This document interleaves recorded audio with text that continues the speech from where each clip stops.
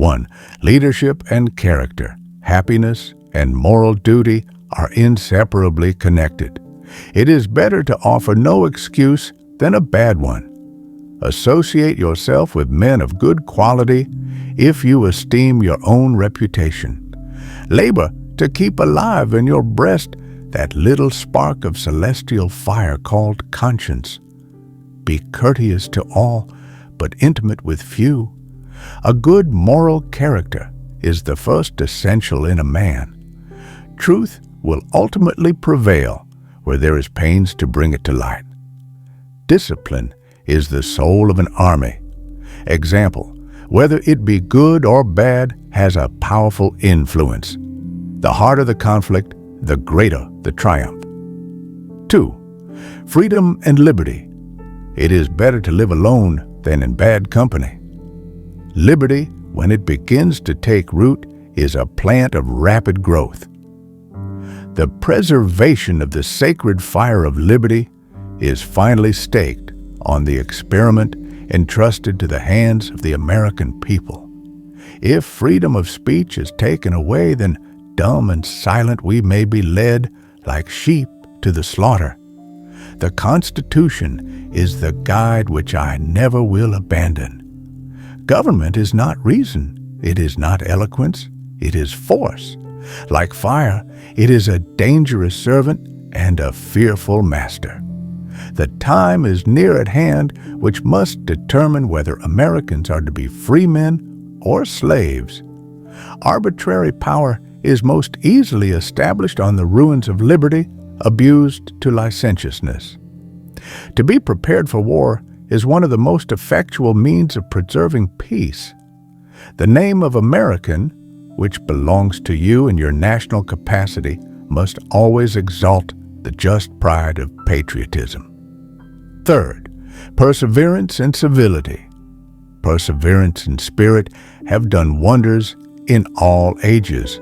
We must take human nature as we find it. Perfection falls not to the share of mortals.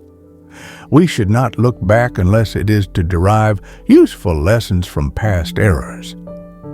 Every action done in company ought to be with some sign of respect to those that are present.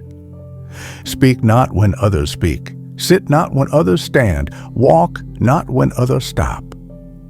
Be not forward, but friendly and courteous, the first to salute, hear, and answer, and be not pensive when it's a time to converse. Let your conversation be without malice or envy. Undertake not what you cannot perform, but be careful to keep your promise. When you speak of God or His attributes, let it be seriously and with reverence. Let your recreations be manful, not sinful. 4. War and peace. I had rather be on my farm than be emperor of the world. To be prepared for war is one of the most effectual means of preserving peace. War, an act of violence whose object is to constrain the enemy to accomplish our will. My first wish is to see this plague of mankind, war, banished from the earth. There is nothing so likely to produce peace as to be well prepared to meet the enemy.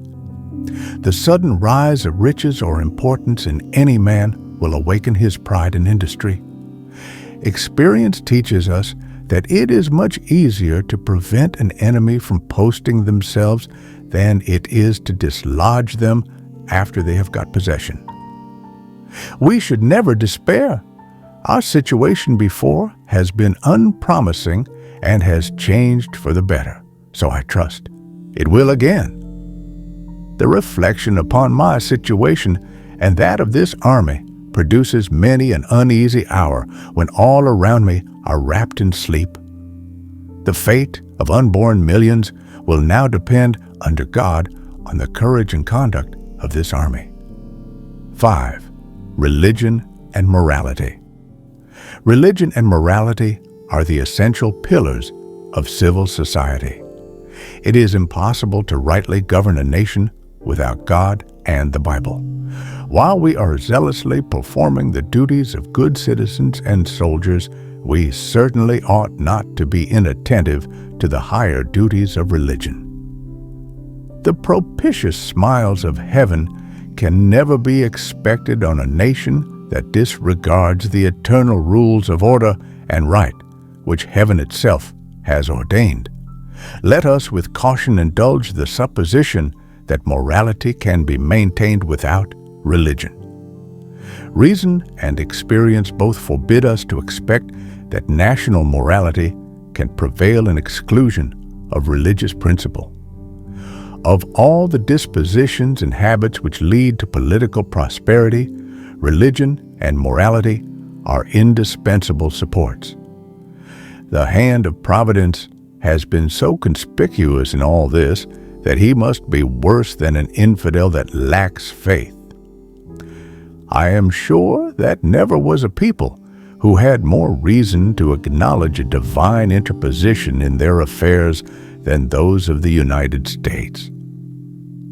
The blessing and protection of heaven are at all times necessary, but especially so in times of public distress and danger. 6. Education and knowledge. Knowledge is in every country the surest basis of public happiness. A primary object should be the education of our youth in the science of government. Promote then as an object of primary importance institutions for the general diffusion of knowledge. The best means of forming a manly, virtuous, and happy people will be found in the right education of youth. Without this foundation, every other means, in my opinion, must fail. The advancement of agriculture, commerce, and manufactures by all proper means will not, I trust, need recommendation. There is nothing which can better deserve your patronage than the promotion of science and literature. To encourage literature and the arts is a duty which every good citizen owes to his country. Learning is not attained by chance, it must be sought for with ardor and diligence. 7. Unity and patriotism. The alternate domination of one faction over another, sharpened by the spirit of revenge natural to party dissension, is itself a frightful despotism. Let us raise a standard to which the wise and honest can repair. Citizens by birth or choice of a common country, that country has a right to concentrate your affections. The bosom of America is open to receive not only the opulent and respectable stranger, but the oppressed and persecuted of all nations and religions. I hope I shall possess firmness and virtue enough to maintain what I consider the most enviable of all titles, the character of an honest man. The unity of government which constitutes you one people is also now dear to you. We must consult our means rather than our wishes. Harmony, liberal intercourse with all nations are recommended by policy, humanity, and interest. Let your heart feel for the afflictions and distress of everyone. The welfare of our country is the great object to which our cares and efforts ought to be directed. 8. Economy and farewell. Agriculture is the most healthful, most useful, and most noble employment of man. I know of no pursuit in which more real and important services can be rendered to any country than by improving its agriculture. The life of a husbandman is the most delectable. The more I am acquainted with agricultural affairs, the better I am pleased with them. To encourage agriculture and manufactures is to promote the true interest of the country. The establishment of our new government seemed to be the last great experiment for promoting human happiness. The aggregate happiness of society, which is best promoted by the practice of a virtuous policy, is or ought to be the end of all government. Observe good faith and justice toward all nations. Cultivate peace and harmony with all. The name of American which belongs to you in your national capacity, must always exalt the just pride of patriotism.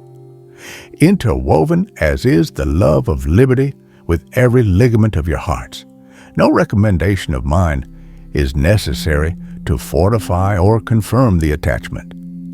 I shall carry it with me to my grave as a strong incitement to unceasing vows that heaven may continue to you the choicest tokens of its beneficence. I have the consolation to believe that, while choice and prudence invite me to quit the political scene, patriotism does not forbid it. The everlasting farewell of the father of his country